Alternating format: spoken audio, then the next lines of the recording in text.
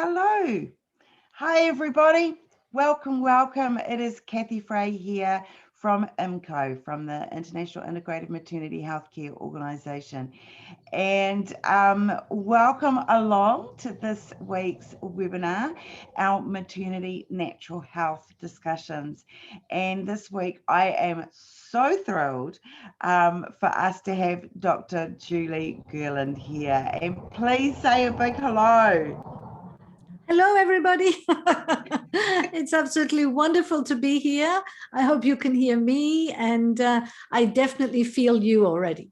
And it's wonderful to be here and to share something which is so important and passionate for me. Julie's background is incredibly impressive, which I'm going to go over a little bit in a moment's time. And as you are signing in, please do go into the chat area and let us know where you are in the world and your role as a health professional, or maybe you're a mum expecting a baby. So we'd love to know where you are and what you're up to there. That would just be wonderful. And then, of course, just a reminder that down the bottom, there's also the Q&A button. And so if you have any questions that you, for Dr. Julie, please do put those in there, and we'll absolutely make sure that we go over those before the end of today's session, which should be usually around about 50 minutes or thereabouts. So yeah, welcome everybody along. And so what I'm going to do is just a little introduction to the session for those that may be watching it later down the track. So Dr. Julie Gerland is a thought leader, big thought leader, pioneer, teacher, international lecturer, and huge advocate in the field of very early parenting, from preconception to infancy, and holistic health and consciousness. And Julie has taught hypnobirthing for 2 decades as well, and has also been a faculty member since 2005. But for over a decade, Julie advocated at the United Nations to achieve the groundbreaking document called Nurturing Care, a framework for early childhood development. If we have time, she might be able to tell us a little bit more about that, which is just amazing work that was achieved. She is the co-founder and CEO of Birthing the New Humanity and Birth Change, which we're going to be talking about today. And Julie has also received several awards and has appeared in the media a lot at TEDx, and co-authored 3 award-winning celebrity anthologies as well, which is kind of interesting. And so look, we would, as I say, if you are just signing in now, do go into the chat, let us know whereabouts you are in the world. And so the format of today is that shortly I'll be handing over to Julie, and she's got about a half an hour PowerPoint presentation that we'll go through, and then we'll have the Q&As at the end. And yeah, we've got people in here from the UK, and yeah, so let us know where everybody's from, and welcome, yay, Julie. We've been trying to connect her and I for a while, and courtesy of a whole lot of different things going on, but yay, finally. We've got Marilyn from the Sunshine Coast, who's also a hypnobirthing educator, I think, and faculty member. Welcome, Marilyn. Welcome, everybody. So, Julie, I'm going to hand over to you. Well, it's absolutely a delight to be here. And as Kathy said, that it's been a while now since we've been meaning to get together.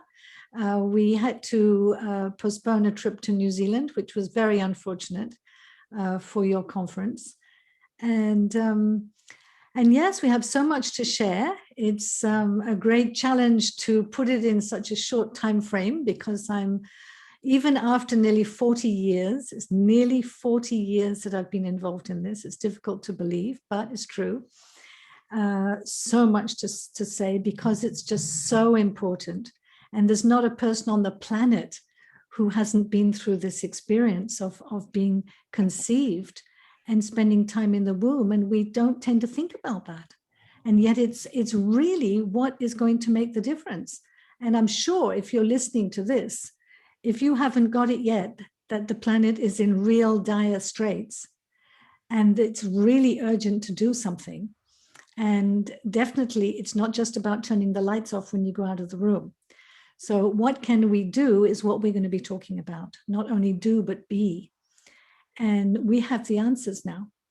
So this is really exciting, and I'm really looking forward to sharing this with you. Fantastic. And we are looking forward to hearing it. So welcome along, everybody. And yeah, fantastic. So I'm going to sign out here and let Julie take over. Fantastic. And just to let you know that please write down your questions, because I can't go through so much with you, and we will leave time at the end so that we can come back together face to face when I don't have my PowerPoint on, and really go into the things that you would like to know. So bear with us to the end, and we'll get into all the juicy nuts and bolts, I hope. So here we go. I'm going to share my screen, and that's it. So birth the change and change the birth. So I'm Julie Jerland. I'm English from Hong Kong, and I've lived in France for the last 35 years. So I speak a funny kind of English. My mother says it sounds more like Fringlish, but that's okay. I'm sure you'll get me. So what are we here today to talk about? As I was just saying, if we haven't all got it yet, that there really is a pandemic. But there's a pandemic of what? Of stress, of fear, of disease, of cruelty, of domination, of violence and destruction. Isn't it time for a real paradigm shift? It's absolutely imperative. Having walked the corridors of the United Nations and talked with the top decision policymakers of the world, it's absolutely crucial that we turn this ship around. And who is going to do it? Those on the forefront are the mums and dads. And who has been pushed to the backwaters of everything, who have no decision-making authority, who have no power in their local communities? Mums and dads. And yet they hold the future of humanity in their womb, in their bodies, in their hearts, in their actions, in their thoughts. So this is the paradigm shift that we have actually made in the world, but now we need it to come down into the minds, the hearts, and the actions of every single human being. For decades now, we've been saying, and many of us, yes, be the change you wish to see in the world. You can put in the chat if you've heard this and ever thought to yourself, oh yeah, I'd like to be the change I'd like to see in the world. And perhaps you might have stopped and thought, well, how do I actually do that? What does that actually mean? And as I just said, a lot of people think, oh, well, I turn the lights off in the room when I leave the room. I don't waste electricity, and maybe you don't waste water either. But is that really enough? Is that what is going to change the planet? And my answer clearly to you is no. If we don't change human nature, there's a hole in my bucket, dear Liza. So if you're old enough to remember that song, it's not gonna work. So what happened to me is when I was 16 years old, I went through a very, very difficult time because my parents had no job, no money, and were really in a very, very difficult situation. But during that time, I had an incredibly powerful spiritual experience. So in the middle of this time of fear, of doubt, of not knowing even where the next meal is going to come from, I had an overnight experience, a moment, a flash. And at this time, I felt for the first time unconditionally loved, safe, connected with an innate intelligence. I just knew in all the fiber of my being that life was intelligent, that I wasn't on my own. And I felt connected with this immense conscious web of life, which just didn't seem to have any beginning or end. It went way beyond death. So that idea of dying just was gone. So at the age of 16, what do you do with that? So it was quite an interesting experience, especially after. But I was absolutely convinced that it was not only possible for us to live as a global human family in harmony and thrive, but that it was imperative that we must do it. Otherwise, it would mean the destruction of everything. So to cut a very long story short, what happened is that I went around the world looking for how are we going to do this? How are we going to achieve? Because not everybody felt unconditionally loved and safe and connected. People didn't. In fact, I never met anybody who did. So having gone around the world into many different places and into ashrams and educational systems and science and all kinds of different things to try to find where is the answer, I then came to this book, Education Begins Before Birth. And when I read this book, it was just the most extraordinary revelation, because it said that if we look after pregnant mothers oops, sorry, I've gone back again. How do I get back? In 2 generations, at 50 years, we could change the whole of humanity. And I said to myself, that's it. That's the missing piece. That it's during this process of being conceived, of the 9 months in the womb. Remember, this is 40 years ago, nearly 39 years ago. And nobody knew about this then, except in some of the old Vedic texts and some very ancient scriptures talked about this. It's not actually new. The ancient Chinese civilization, they knew this, they had this. So it's not new, but it's new to our Western culture and science. So then I was thinking, well, this is all very well, but this is spiritual and that's fantastic, but who's going to believe me? And shortly after, our wonderful friend and colleague, Dr. Thomas Verney, a Canadian psychiatrist, wrote this book. He took a year sabbatical and he wrote the book, The Secret Life of the Unborn Child. And this was the first science where we started to learn of what the mother lived and how what she lived affected the baby that she was carrying. And to such an extent that we became friends as well with Dr. David Chamberlain, another pioneer who's a psychologist, doctor of psychology and a hypnotherapist, who wrote the book Babies Remember Birth, which has now become The Mind of Your Newborn. And so with these pioneers, I was there with them, learning as this science was coming hot off the press. And what were they telling us? That babies are conscious from conception, that memory is stored in the cells, not in the brain.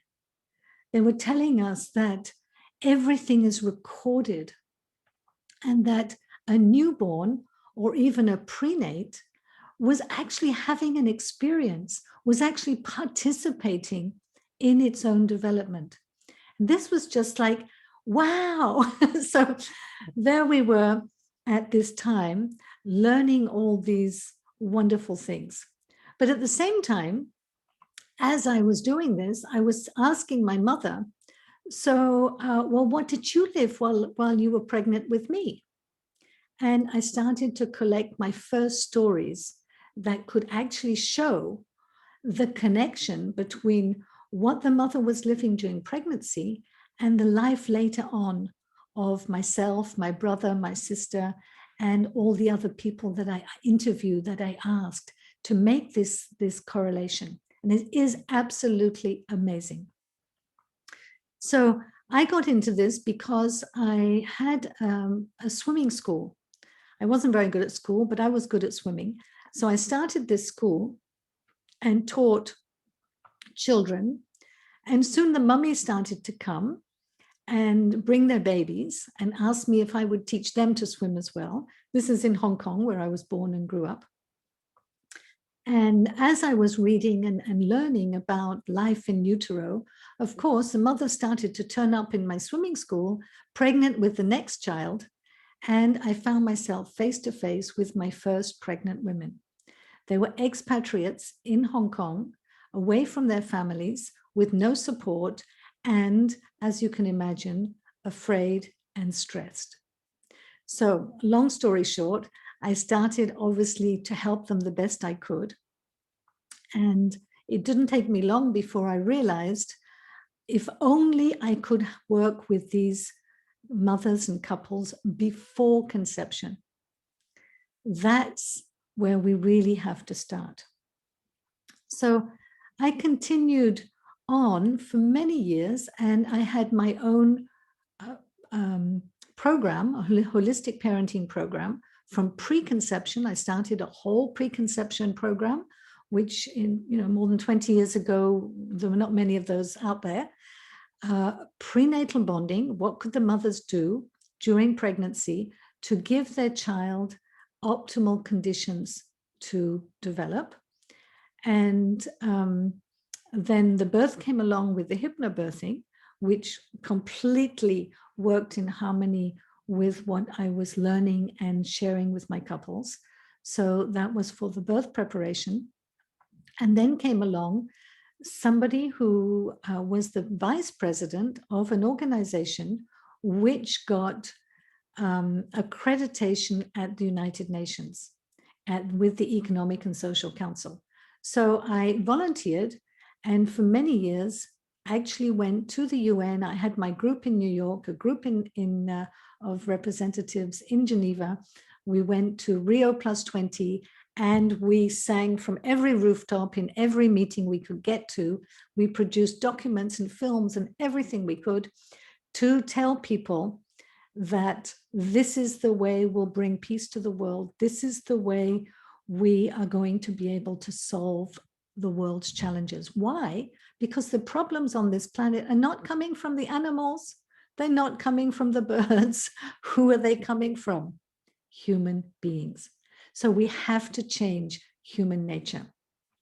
So what happened was in 2018, I had left the United Nations, but our work had made its inroads, had been recognized, and the United Nations came up with this groundbreaking document, which if you can Google it, 67 pages, the Nurturing Care Document for Early Childhood Development.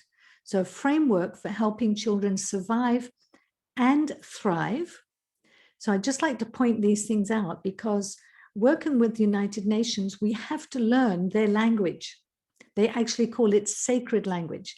Anything that, can you imagine 194 countries coming together, different cultures, different ways of seeing things, and they have to agree on things. So when they finally do agree on something, they call that, because it's down to the last letter and the last word, the last comma, they call this their sacred language. So I just like to point out that up until this document, there was no mention of thrive. Everything to do with maternal health was survival. The mother and baby had to survive. And this is fantastic. Of course they do. But this is no longer good enough. It's a bit long to go into all the reasons why, but if we work now just to survive, we will actually perish as a civilization and as humanity. We have to go for thriving. So that it also says to survive and thrive, to transform health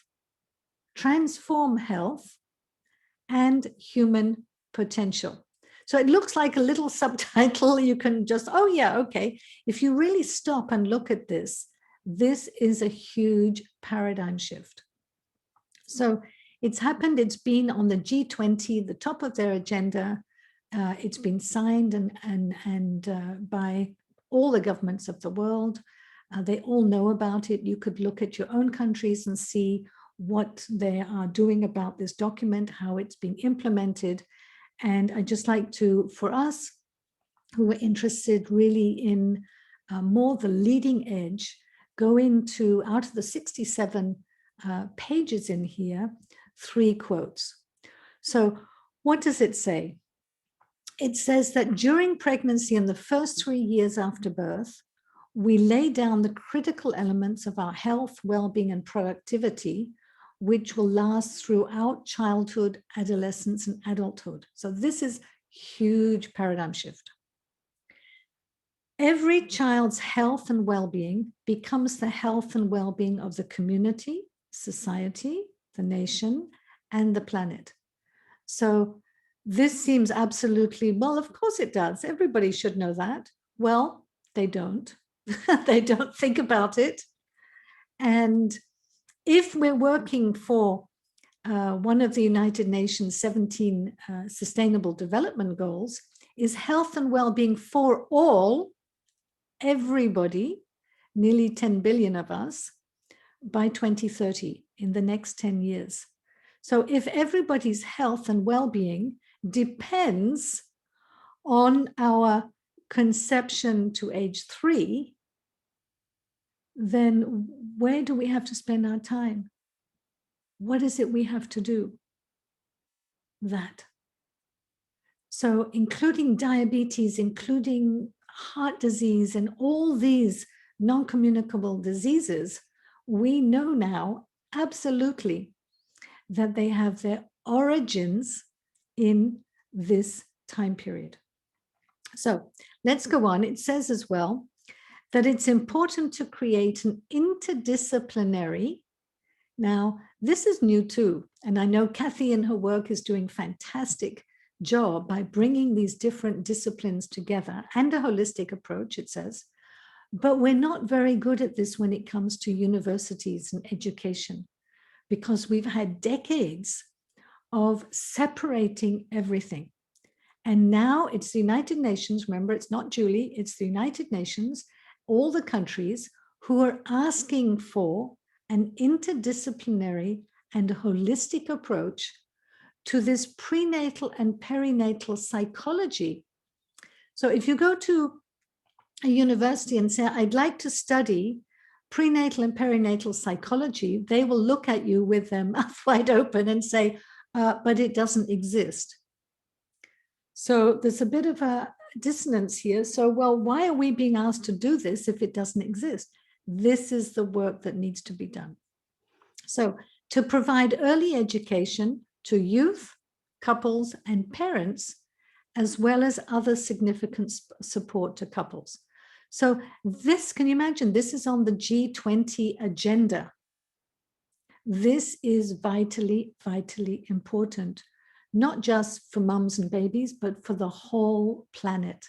Because if human beings continue the way they are, the planet is in dire straits, and let alone the human species. So this document is there for everybody to see. There's now big groups of people who are working to implement this, I must say, with quite a lot of challenge from various different aspects.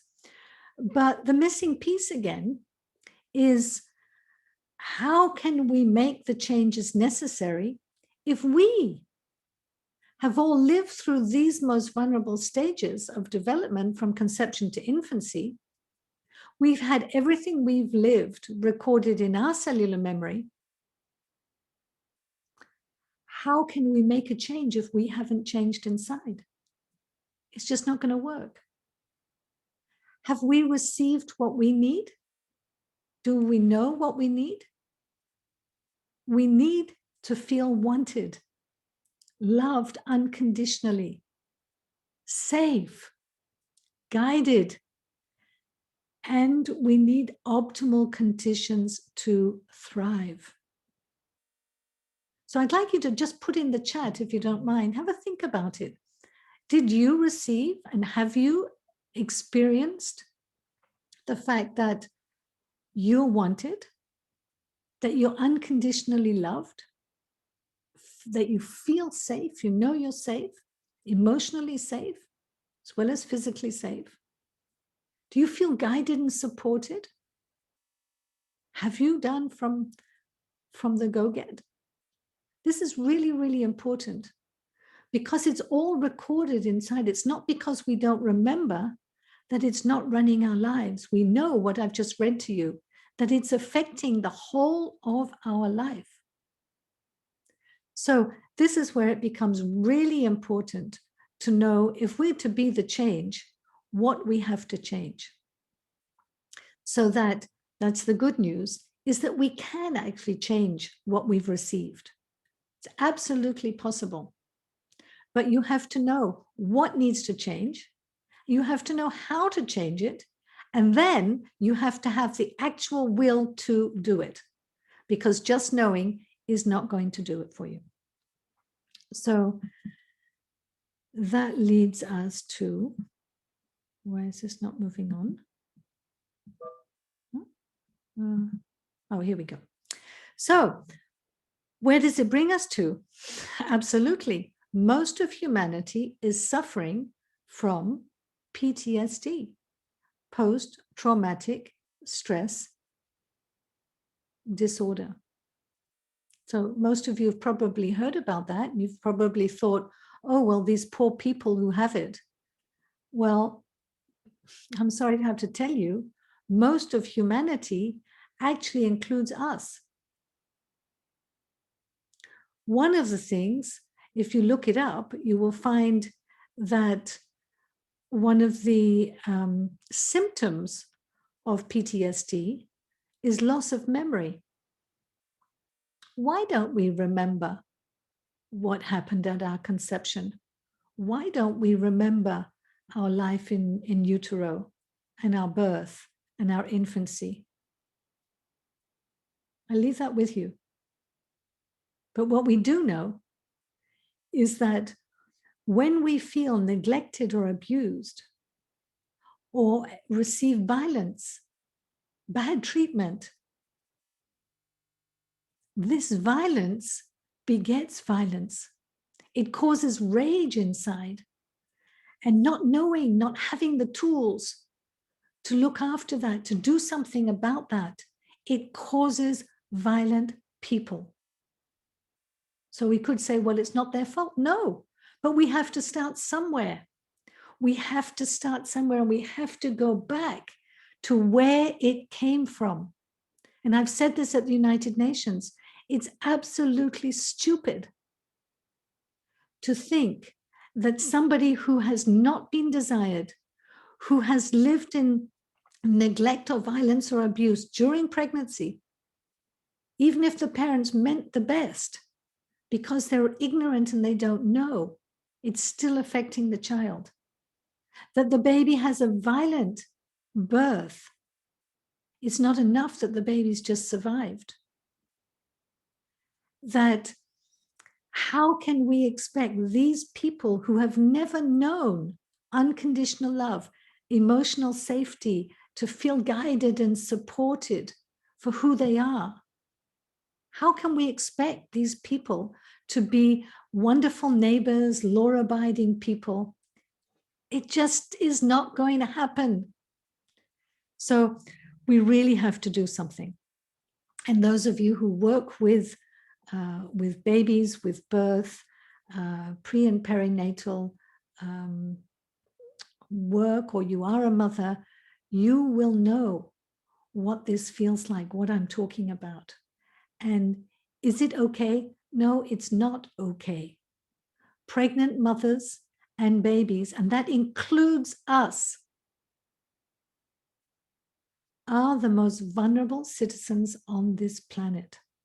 and they deserve absolutely everything that we can give them so that they feel loved, safe, wanted, supported, and loved for who they are, not for what we want them to be. So you're probably getting the idea there's actually quite a lot of work to still be done. So Albert Einstein, I love quoting him. I use this, not this quote, but I've used many of his quotes before. But he said that the definition of insanity is doing the same thing over and over again, but expecting different results. Isn't this what we're doing? Birthing babies in the same way, not showing mothers and fathers what is going to make a difference from preconception through the conscious conception and pregnancy and birth and infancy, and we're expecting different results. This is insane. Albert Einstein says it.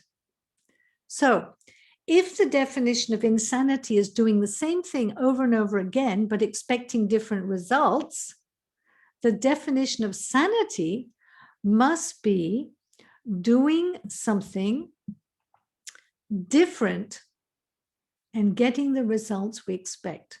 So what is this doing something different that we must do? So I'm not quite sure where to put this. So what can we do differently? We can change the paradigm, the narrative. We're living with a story around birth. And what does this story say? It says that babies are not conscious. Birth is painful. Life is stressful. It's a struggle. We're limited, isolated beings, condemned to live in fear, domination, and violence. We're told from the get-go, no, we can't do this. Don't do that. No. Does this ring a bell for you? Have you heard any of these things?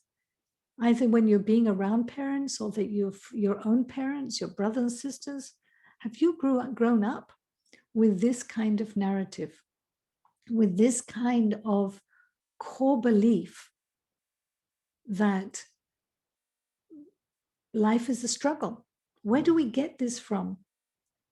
Because it's a struggle from conception. Mothers are downloading 4 months before conceiving the genes that she will pass on to her child, when she gets pregnant. 4 months before, she downloads the genes that will help her child survive in the conditions that she perceives. So if she perceives that life is a struggle, and how many women do we know, whether they live in the first world, second world, third world, or fourth world, who are struggling? It's not even a question of finance.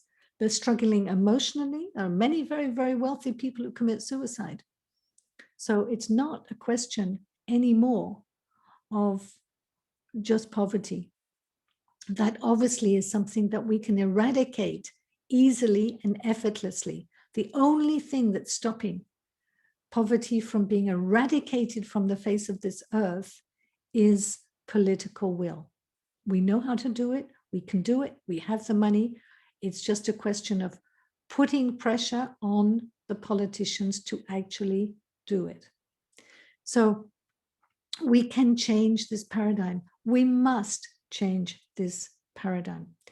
But how can we do it if we have the story that's saying it deep inside ourselves, that's saying, well, life is a struggle. I've struggled all my life. It hasn't come easy. So therefore, life is a struggle. And I'm going to pass this down to my children because that's the truth. Can we change this? Yes, we can. We need somebody to tell us, no, well, wait a minute. That's not what life on this earth is supposed to be like. Life on this earth is supposed to be, wow, we can thrive. We can actually, each one of us has brought our own gifts to the planet. We're all unique. This is supposed to be fun. It's supposed to be great. We're supposed to spread our wings, metaphorically, and live something which is so incredible. That's the life that I know. That's thriving.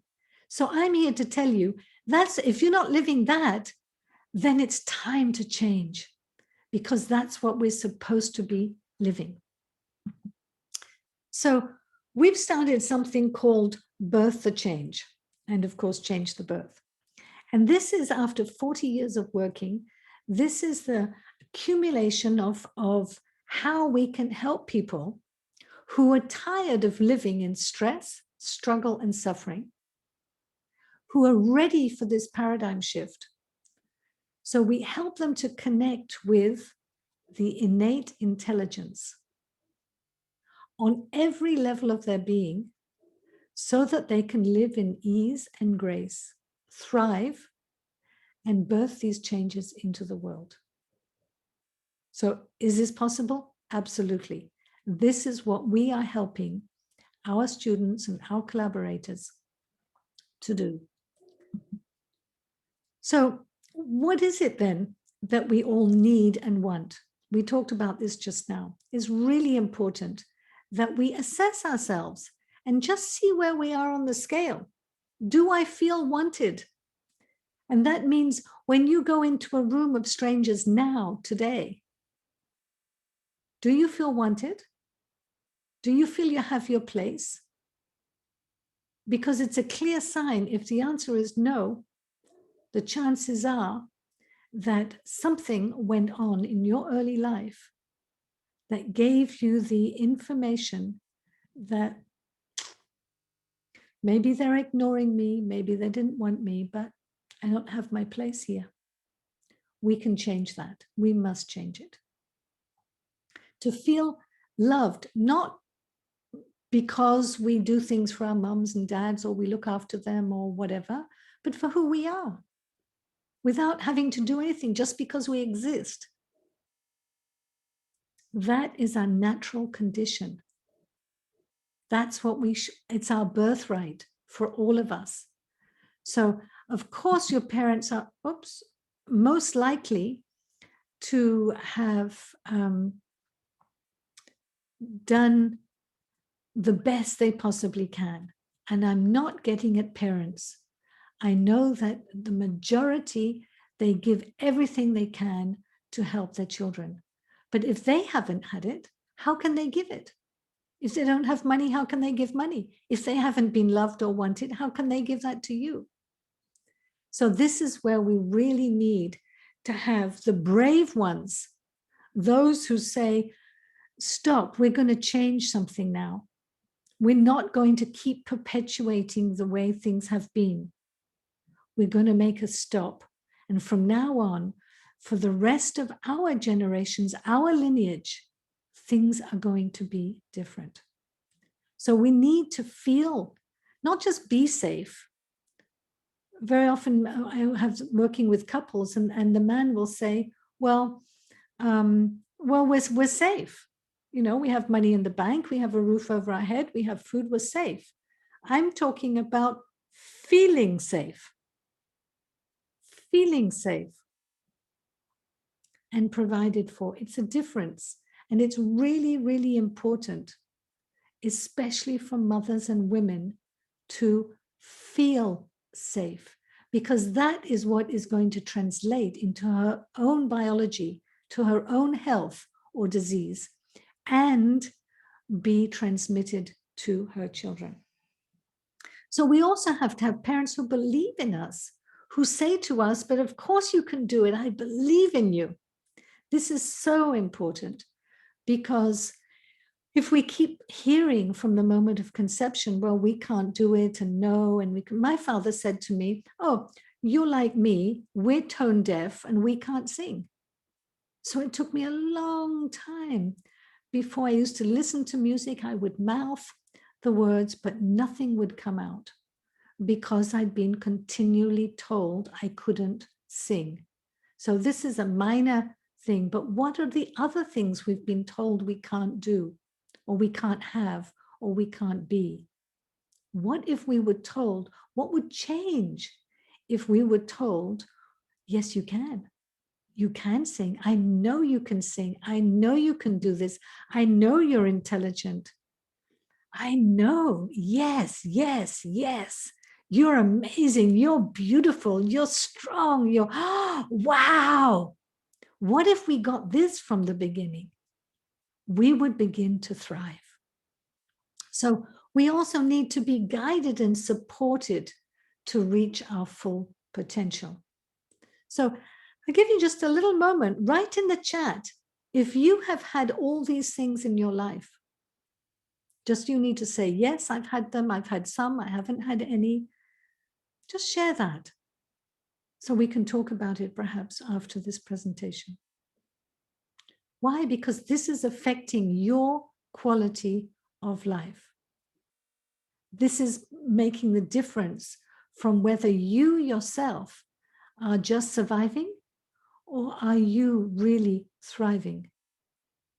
And we know if you work with parents or even in your own families, that 90% of our communication to everybody, to those around us, to those we meet in the streets, to those who we work with, all the way up to the furthest galaxy, is my understanding of life. We are influencing others, not so much by what we say, but by who we are. Which is why what Mahatma Gandhi said was so important. So it's who we are. It's this being the change, who we are, that has to change. So what can we do to have these different results that we were talking about so that we really can reach our full potential and thrive, which is what the United Nations is saying everybody has the right to do now. So the first thing is to become aware of our trauma. I talked about post-traumatic stress disorder, that most of us have some degree of trauma from conception to early infancy, and emotional wounds where we haven't been heard, we haven't been acknowledged. So this is really important that we become aware of our own story. So I'll just tell you a little bit about my own story. Is my mother was pregnant with me in Hong Kong in 1958. She'd lived the whole summer in Hong Kong without any air conditioning, and she's just passed away a few weeks ago, but she was blonde and blue-eyed, very fair skin, not used to the tropics, and she was 10 days overdue, over the date. And the kind Chinese doctor said, well, you know, if you're struggling, and she had swollen ankles and she was struggling in the heat. And he said, we can induce your baby. And so like that, you know, you can have your baby earlier. And so she said, well, that sounds like a good idea. Well, yes. So what happened is the doctor gave my mother castor oil.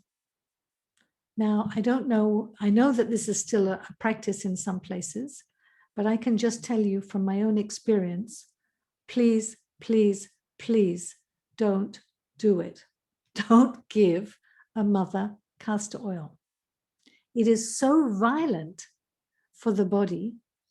If you have a cloth with castor oil and you put it in a washing machine, you will kill the washing machine. It is so thick. It's a fantastic oil to be put on the outside of the body, but not internally. So the body has such a violent reaction that it tries to expel everything it possibly can. So through vomiting, through diarrhea, from every way, the body is having spasms to get everything out. And that was me. So I was rejected into the world like this, in this violence. And of course, they're very happy. Your baby's still alive and everything's okay. And I'm feeling really not well at all. So there's a few things that have happened as a result of that.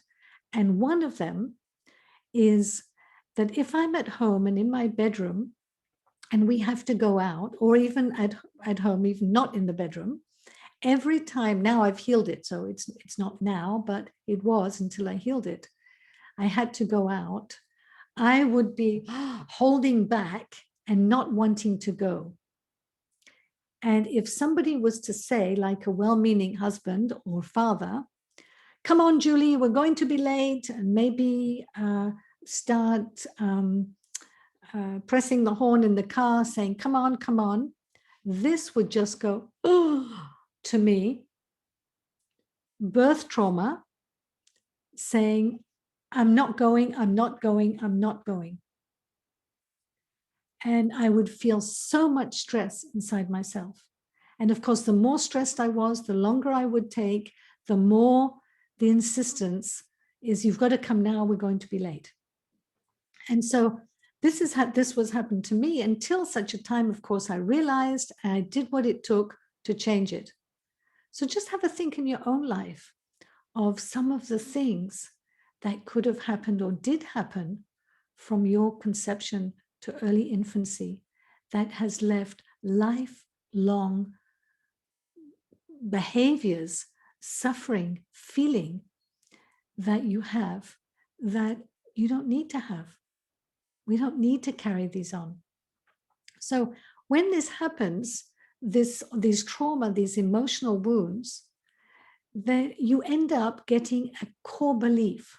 You end up saying to yourself, well, life is like that. Nobody cares, or nobody's thinking about me, so I don't matter. And then all your life, you can be the one at the end that, well, it just doesn't matter. Somebody can come along and hit me. It doesn't matter. I'm not important. I wasn't obviously important to my parents. So, you know, who cares? This is terrible. This is horrible, because our birthright is to thrive, to be loved unconditionally. So we get these core beliefs. My husband's story, and I have permission to share this, is that his mother had read the very popular in the olden days, Dr. Spock. And this doctor, we wrote books and he influenced millions of people around the world, said that it was bad for babies to pick them up if they cried, that they should learn to self-soothe. So you just leave them to cry. And so my poor husband, as a baby, was left to cry until his grandmother absolutely couldn't stand it. And she said, I have to pick him up. And so what happened is that he bonded with his grandmother. At last, there's somebody who hears me. He would cry and cry and cry until he actually ended up with a hernia. His guts burst out. And so do you think when he walks into a room that he feels full of self-esteem and wanted and loved? Absolutely not. He has something inside that was, now because he's changed it, but it says, life sucks. I can cry and cry and cry and nobody's going to come. Depression. How much depression are we seeing now in the world? Loneliness. People are feeling I'm all on my own. There's nobody out there. These are core beliefs that have stemmed from this early period, and we can change them. We must change them. So we also help people to activate their powerful inner resources. Why? Because the answer, this is the absolute key, is that life itself is love. So this is the answer when we say, well, if my parents weren't loved from their parents, well, how did they get it? Where do we get it from? We have powerful inner resources. Every single person has them. And it's just a question of reconnecting with these powerful resources which do love us. And this is what happened to me when I was 16. It suddenly got turned on, this connection. I felt it in all my being. And this can happen for you, and it can happen for every single person on this planet, because it is our real nature. So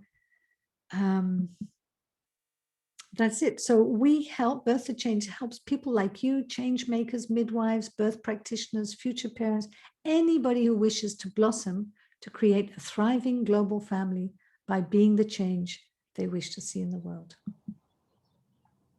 We also have a global movement, Birthing the New Humanity, which is helping people connecting with experts all over the world to do exactly the same things.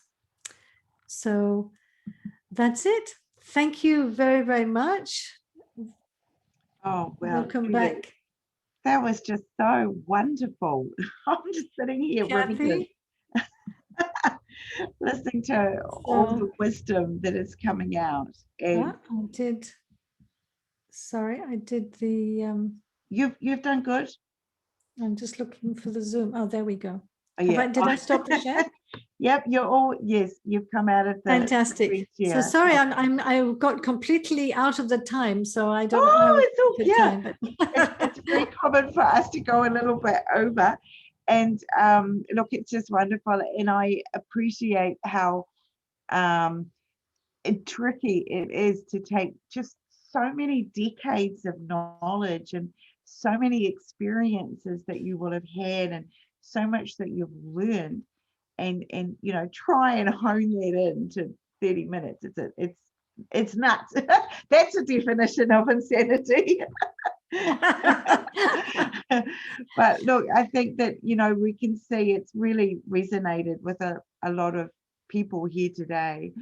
And just looking at the different comments that are coming in, it's amazing. You know, everybody has such a unique journey, don't we all? And it reminded me of the I'm not sure if you read it, you probably have, the Celestine prophecy, where it talks about you know, that our roles are to sort of, in a way, is to do what our parents did and evolve it, you know, and take the kind of the good of from our that we got from our mum and the good we got from our dad, and put it together and do it better. It's sort of and you know, that's what we are. Your movement is, and we all are trying so hard to do, is just move things to that next level. And you know, the whole life itself is love. Yeah. exactly. But what I've really discovered is that we don't need to struggle. Yes. Yeah. We don't need to struggle. And what I hear people say, you know, they're fighting for peace. Mm-hmm. And I'm thinking to myself, no. Fighting for peace. Yeah. This is you know, this is the old. The moment you put the word fight in your head, you can't thrive. Yeah. You've already lost. So we have to change this paradigm to thinking that it's through fighting for something that we will win. We won't win. No. It's through loving, is the opposite of fear and fighting. It's through loving, really, that we will change ourselves and change the others. And I believe that this is innately the work of the mother. Because who is it who loves every child on this planet?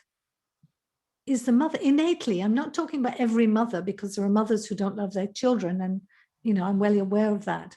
But innately, as what I've said at the United Nations, is she is the one who's mandated by nature.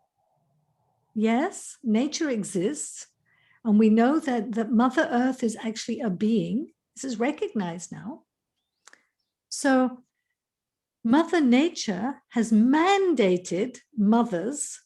So for me, this has far more power than a few men who, and in white shirts and ties, and who think they're important, who've mandated something to happen.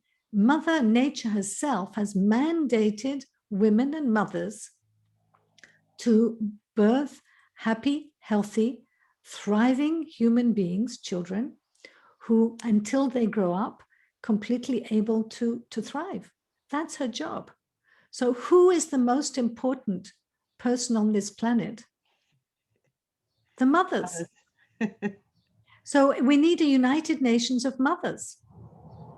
I'm sorry to have to say that to the men, but this is the time now to bring the mothers forward, and we'll change everything.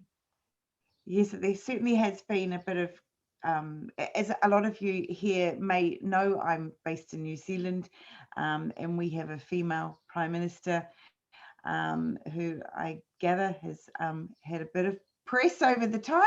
Yes. And through the whole COVID, there's certainly been a few comments coming through around the world about how the female leaders have done so well. It's almost like they've been mothering their population.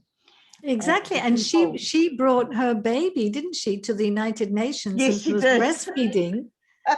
Yes, and she was breastfeeding fantastic. In the United Nations. Yeah, that was a bit of a first for the UN. Absolutely, it's fantastic. And this is what we need. We need this.